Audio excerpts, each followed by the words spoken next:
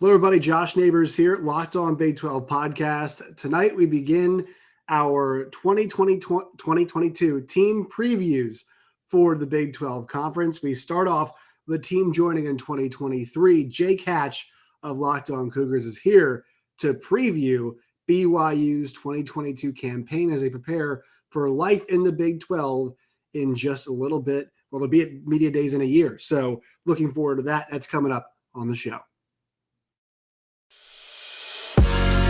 You are Locked On Big 12, your daily podcast on the Big 12 Conference, part of the Locked On Podcast Network, your team every day. Once again, hello, everybody. Josh Neighbors here, Locked On Big 12 podcast. Joining us tonight, as he did last night, it's Jake Hatch of Locked On Cougars. Jake, how are you doing? Doing well. Thanks for having me again, Josh. Yes. So I want to share the story with you because people were asking me, hey, why are you previewing the teams that aren't in the Big 12 yet? Well, Today was my first day back in Washington, D.C. at the SiriusXM studios since March of 2020. Within the first 10 minutes of being there, I went and got lunch in their cafeteria upstairs, and somebody opened a door because I've lost my key card, and he read my box. My box said Josh Neighbors on it because it's my box of food. And he goes, "Oh, you're Josh Neighbors." And I said, I was like, "Yes, I am. Yeah, yes." And he goes, "I love your podcast, Locked On Big 12." He was wearing a Cincinnati cap. He was wearing a Cincinnati shirt. The reason I'm saying this is because the people who are, coming into this league are really excited about coming into this league. And that's kind of the story of this last year for all of those teams involved is it's one last hurrah, good or bad, before they, get on with their lives and join the Big 12 Conference and hopefully greener pastures in some ways. So I just thought that kind of illustrates people are pumped, people are excited, and it feels like they're already kind of part of the Big 12 because they're joining next year. Well, and you're right. I know BYU fans are beyond ecstatic to be part of the Big 12. In many ways, a lot of BYU fans wish it was this year that they were joining. This final season of independence, in many ways, it's kind of just let's get this out of the way, and then we can actually get into the Big 12. And nobody wants to wish away a football season, but yeah, I think Cincinnati fans, UCF, Houston, all of them, these new schools coming in, there's a big it's a big deal for these programs because they have been on the outside for so long. Now they're finally getting on the inside, and they can't wait. Yeah, and so BYU had such a great season last year. 10-3 in the end. I know it didn't end very well. Yeah. But 5-0 against the Pac-12, right? If my math is correct. Correct. And I thought what was really interesting. I was reading the Athlon preview and kind of preparation for this today, and they had noted look, I think there's a valid conversation there to talk about. Hey, if the Big 12 wasn't looming and coming, would Kalani Sitake be elsewhere? Right? Would that be? And I know there's even talks about that even without. Even with we had the Big 12 stuff already in place, right? But do you think that has anything to do with it? Because he's got this team returning 18 to 22 starters. They were 10-3 last year, and there's reasons why he's on a lot of people's radar. He flirted with multiple jobs last year, and they will continue to be those rumors about BYU. But the fact that they are going to be Power 5 has helped keep him in Provo. The one thing I will tell people about Kalani Sitake is he's a BYU guy through and through. This is a kid who grew up, he was a kid back in the day who was a BYU fan growing up. B, played for Lavelle Edwards at BYU, and then his dream his entire coaching career was to get back to BYU as the head coach. So he's living his dream right now. The issue at hand, and I'm with you, had the Big 12 not been on the table for BYU, he probably is flirting more heavily with some of these bigger jobs. There were very strong rumors about Oregon last year and his potential interest in that. The thing is, now that they're going to make it into the Power 5, he's got less reasons to leave BYU. And I don't think, honestly, that Kalani's looking for a reason to leave. He wanted to give BYU every benefit to stay because it's a program he's been a part of his entire life. He'd like to stick in Provo long-term. And so long as they take care of him, I would imagine he will make every effort to remain with the Cougars. And let's get into this team. So Jaron Hall obviously is back at quarterback, but that's not all. 18 of 22 starters are back. And really, it does begin with this offense. It does begin with Jaron Hall. I believe, here's the thing, Jake. I think we can, you can basically assume that like if somebody's starting quarterback for a team in FBS, they're probably on the Maxwell or what's the Davey O'Brien watch list. I believe he is on this list, correct? He's on both the Maxwell and the Davey O'Brien watch list. Yeah. And so he's the guy, right? Takes over the starting job last year. Did he miss a couple games with injury? Was that why he was out? Yeah, he only played 10 games a year ago. In his entire time at BYU, he has never finished a full season's worth of games. That's kind of the bugaboo about him with regards is just his ability to play an entire season's worth of games. He had some injured ribs last year, had an injured ankle towards the tail end of the year. He injured against USC in the season finale, didn't play in the bowl game because it lingered that long. So there are injury concerns with Jaren Hall, but when he is on the field, he is absolutely electric. Had 2,500 plus yards a year ago in just 10 games. The dude can get it done. The biggest thing is BYU fans want to see him play for a full 12 or 13 games finally. And how is his health? Is everything kind of on the up and up? He declared himself during spring ball. I was standing there at the end of spring ball. I said, I'm 100% healthy. It was kind of just stuff. And the ribs injury actually happened against Arizona State. That was game 2 or 3. It was game 3 last year that he injured those ribs, and they kind of lingered through the middle part of the season. And as I mentioned, the ankle injury at the tail end. He said he's 100% fit, but the biggest thing is at this point, if you're BYU's coaching staff, you need to have your backup quarterback understand that you might be playing 1, 2, 3, 4 games potentially just due to the nature of how Jaren Hall plays and the fact that he appears to be injury prone. And so who's going to be that backup this year for BYU? Who's going to be that guy that we might have to see? Well, the guy last year was Baylor Romney, and he was very, very good, but he decided, you know what, it's time to move on. He's actually working for a software company. It's Adobe, actually. Most people know Adobe. Yeah, very familiar with Adobe in our world, right? Yeah, so he is now working for Adobe. They have one of their big pseudo headquarters here, actually locally in Utah Valley, about 20 minutes away from BYU. So he is now working professionally for them in the real world. So that's going to leave the job, it looks like, to Jacob Conover, a former 5-star prospect from Arizona, played at Chandler High School down there, had the likes of Alabama recruiting him during his high school days. The biggest thing for him, though, is he's kind of been behind both Jaren Hall and Baylor Romney so far in his career and hasn't necessarily stood out as a former 5-star talent. So the question this year will be is if he does get on the field, because we saw him in a short stint last year against Utah State and it wasn't pretty. He just looked a little bit deer in headlights type deal. The biggest thing this year is spring ball. He looked very good, but spring ball and actually playing in a game are two very different things. If he is called upon this year, we'll see how he does. The one thing people are going to say they lost Tyler Algier, and that is true. But the one thing this offense has, they have, a variety of weapons. You look at the guys they have. Gunnar Romney is back for his 25th year at BYU. It feels like, Puka Nacua, who people realize, transfer coming over. He looked really good. The running back position is going to be interesting. Christopher Brooks is the guy to bring in and is supposed to fill that spot. But, between Nacua and also Romney, you're a pretty good spot. And then who is a kid I was reading about I'm trying to think about who it was. Freshman last year who had a really good year. I think it's here. Oh, yeah, Keanu Hill. Keanu Hill people like a whole lot too. So this is, he's got options. Like this offense is returning a whole heck of a lot. You got a lot of offensive line coming back as well too. 3 of the starting offensive linemen last year will be back. So, that's the one part of this team. They're losing some guys, important guys, but they maintain a majority of those cores, whether it be receiver, whether it be offensive line, and then running backs, obviously the one spot they got to fix.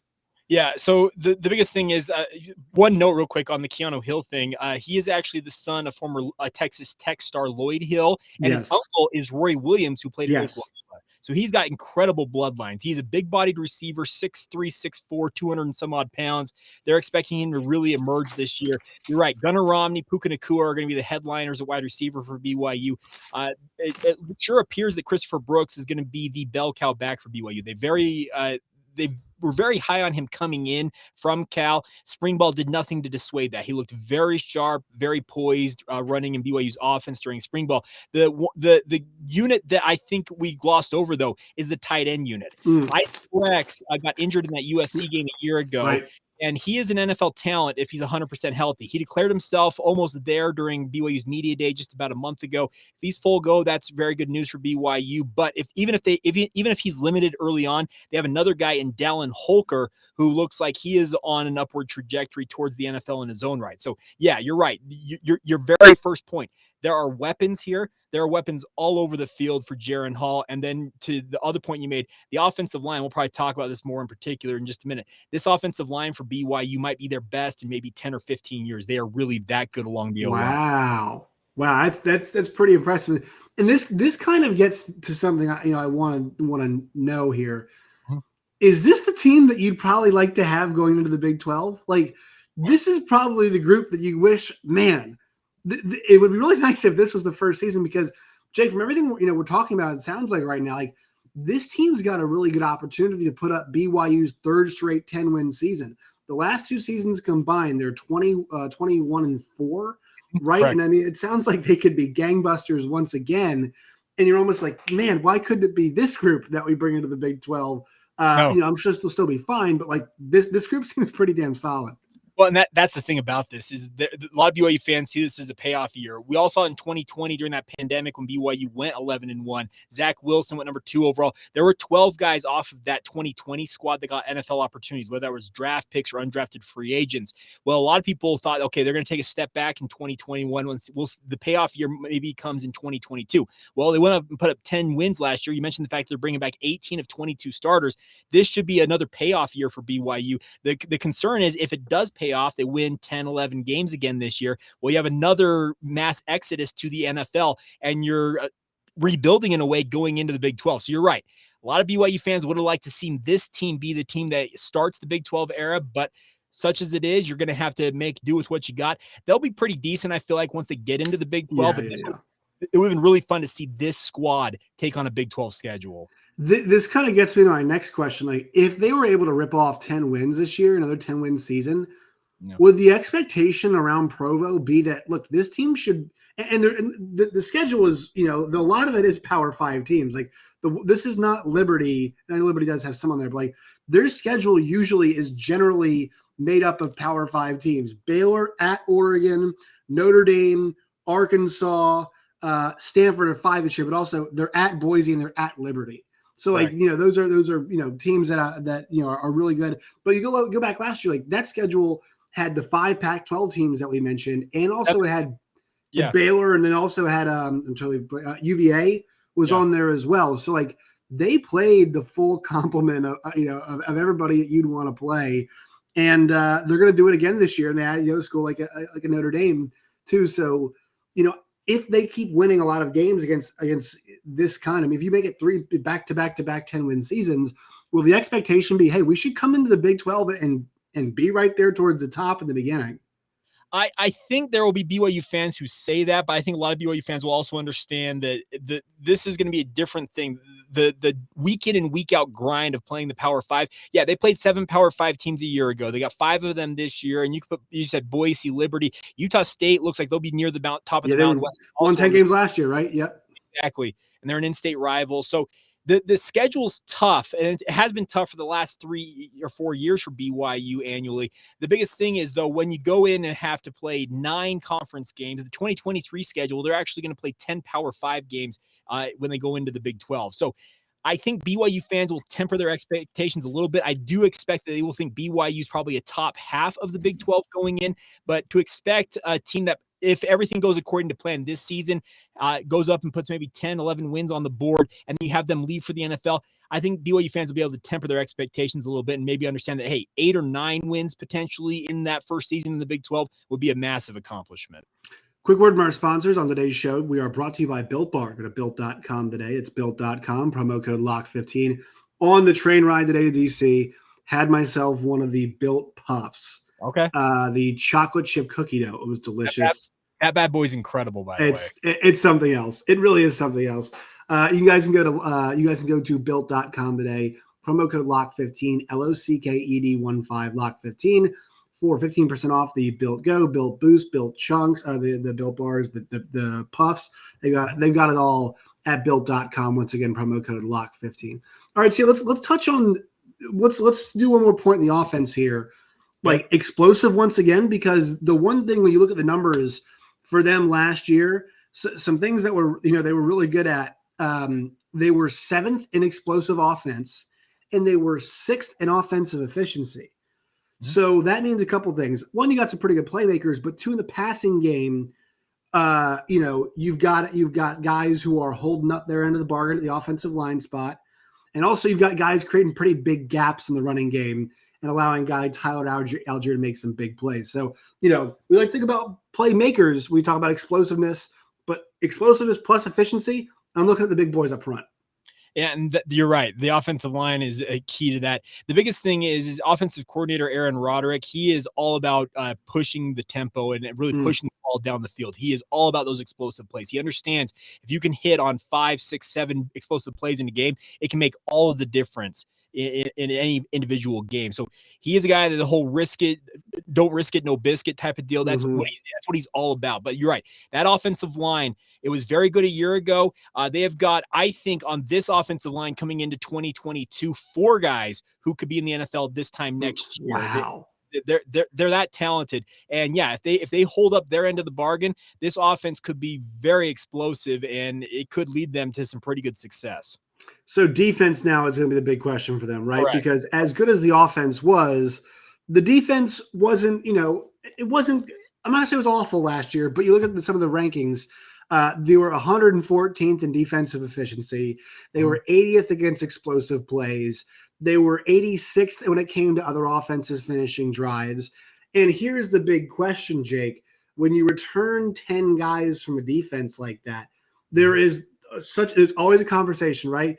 Just because you have experience doesn't mean it's good. Now, look, we think these kids get better, right? We think a lot of these, that's kind of the big thing about this is like, all right, these kids normally do get better because they are kids. But the big question is when you had a group that was, let's be honest, below average last year, and oftentimes against good teams made BYU have to put up some points to win some football games. What about them? Can they hold up their end of the bargain more often this year? Can they have some games like the Boise State game next year?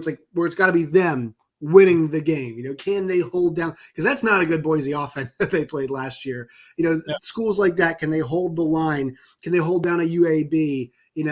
Stuff like that. What are your thoughts about where this defense looks like, what it looks like in 2022? To use the cliche, we'll find out. But the bigger thing is that the defensive line in particular this year, they were very, very young. Sophomores and freshmen pretty much across the board a year ago. They all of their starting defensive linemen from the 2020 team got NFL looks. They were actually, all of them left the program at the same time, and they reloaded along that defensive front. And as the season progressed, that defensive line you would think would grow into the season, they did not. They seemingly regressed. And obviously there were also injury concerns along that defensive line, and especially in the linebacking core. Their top 3 linebackers all got injured, 2 of them season ending, and that obviously hurt that defense. The biggest thing is, yes, in theory, growth and extra work in the weight room, having that game experience is all going to help you, but there's huge question marks about this BYU defensive front in particular. That defensive line has got to do a better job, especially against the run, because towards the tail end of the season, UAB started gashing them. USC was gashing him in the game, the regular season finale a year ago. They could not hold up against the run in particular. And that will be point number 1 for Kalani Sitake. He has prided himself as a defensive coordinator on stopping the run. And his team towards the tail end of last year couldn't do it. They've talked about it all off season long, that the UAB loss in particular in that bowl game has kind of stuck with them. It's kind of stuck just in their minds of like how poorly they played, especially defensively. And they want to go out and prove something. The bigger question mark will be, okay, can one offseason fix all of the issues you guys had from last year? And only time will tell. Right. And with that, you don't have to fix all of them, but they're the ones you have to fix that help swing some games. Because you saw at the beginning of last year, 16 points against Arizona, 17 against Utah, 17 against Arizona State, and 27 against USF. That's when things began to get, a little bit up and down. It was 20. Oh, go ahead. Let me point out one thing. So you mentioned the 16, 17, 17. Game 3, Arizona State, Keenan Peely, BYU's star middle linebacker, he tore his ACL in that game. If you look at the numbers from before that game and after that game, the entire difference. It completely flipped. It's crazy thing that one guy did that, but the metrics don't lie. After he went out, this defense struggled. And so, this kind of leads me to my next thing is, was it offense? Is it defense? What is it that you think BYU most has to address to become Big 12 ready? So, like, what is it, the one that you want to see this year? You think, okay, this will carry over into Big 12 play, we hope, as a program. What is it that you're looking for? Biggest thing is continuing to increase your recruiting profile in Big 12 country. And the biggest thing with BYU, let me clarify one thing on this. BYU's never going to have, I think, annual top 25 type caliber recruiting classes. That's just my personal opinion on the matter. Can they be top 40? I think so. BYU's got two things working against them in recruiting. A, they are a church-affiliated school with the Church of Jesus Christ of Latter-day Saints. Most of you out there will probably know it as the Mormon Church or the LDS Church. That's who is their sponsoring institution. They have an honor code at BYU that all students, regardless if they're members of the faith or not, must abide by, and it's pretty stringent. No premarital sex, no alcohol. There are a lot of things in that honor code that certain athletes will say, I'm not willing to put up with that. So the biggest thing for BYU is to go out there into Big 12 country and explain who they are, what they're all about, and increase that recruiting profile. Getting more 4 and potential, maybe a 5-star talent now and again would be absolutely massive for BYU. They have made their hay over the last 6 years under Kalani Sitake, mainly working with 2 and 3-star guys that they have played kind of the long game and developed. But I think that they are readily, they know that they have to have more just 4-star, 5-star type talents right out of the gate coming into the program. Developing guys is great, and they have a great track record with that. But they know going into the Big 12, where you're playing against these big boys week in and week out, you've got to have just an overall more deep talent base, and they are working on that. All right, last couple questions here. Any impact freshmen? Think about BYU, you kind of go to what you mentioned. It is more of a developmental place. Yeah. Any impact freshmen for them though this year that you see coming in? That the interesting part about this is the impact freshmen will be some guys that are coming back off of missions for the Church of Jesus Christ of Latter-day Saints. Funny enough, they usually they're grown men freshmen. Anyways, they are. They've spent 2 years out in the world somewhere. And the vast majority of BYU's team that are members of the faith have done this. You have guys who are 23, 24 when they finish their years at BYU. But in terms of impact freshmen, keep an eye on 2 receivers. I know that you have the headliners with both, well, I guess 3 headliners with Keanu Hill, Gunnar Romney, and Puka Nacua. But there are 2 freshmen, Cody Epps, as well as Chase Roberts, to keep an eye on at the wide receiver position. Both of them are very highly thought of. They will be guys to keep an eye on. Along the defensive front, there was one guy, if he had not gotten injured during spring ball, I would have said this is the guy to keep an eye on. His name is Logan Fano. Tore his ACL early on in spring ball. There's an outside chance, depending on how quickly he heals, he could get back for some part of the season, but he would have been like the one guy that I was said, that's the guy to pay attention to, but he got injured in spring ball, which is unfortunate. So the interesting part with this will be, okay, what can BYU do to get some of these guys up to speed? Oh, one other name, by the way, not a freshman, but an impact guy coming in. Gabe Judy Lally. He's a transfer from Vanderbilt, started the parts of the last 3 seasons for the Commodores. He actually graduated from Vanderbilt in 3 years and transferred to BYU. They had 2 of their guys in the rotation have to retire over the past offseason due to medical concerns. There's a very real possibility he comes in and is in the rotation immediately and maybe pushes for a starting job at cornerback for BYU. So that's, I guess, maybe one guy. He's not a freshman, but he is an impact transfer coming into the program. And then one more for you here. Prediction. What do you think their record is in regular season play? So I've been going back and forth on this all off season long, and I have fans on Locked On Cougars asking me all the time, well, what do you think about this, Jake? I have set the baseline for, I guess, what I would term a successful season at 9 wins for BYU. Mm-hmm. I think if they put up 9 wins, and anything over that, obviously 10+ wins in this day and age of college football is a very successful season. I don't care what league or what you're doing. Agreed. 10 great. So if BYU goes 9 wins or over, that's a successful year for me. If they slump a little bit, if injury concerns pop up, which have been injury issues have popped up last year and they were able to overcome them, if they can avoid that, I think 9 wins would be great. If they have those injury concerns, 7 and 8 wins, man, with the potential of this team, I think BYU fans would be disappointed with that. So yeah, 9 wins, 9 and 3 is kind of where I've tagged the successful, I guess, mark for BYU.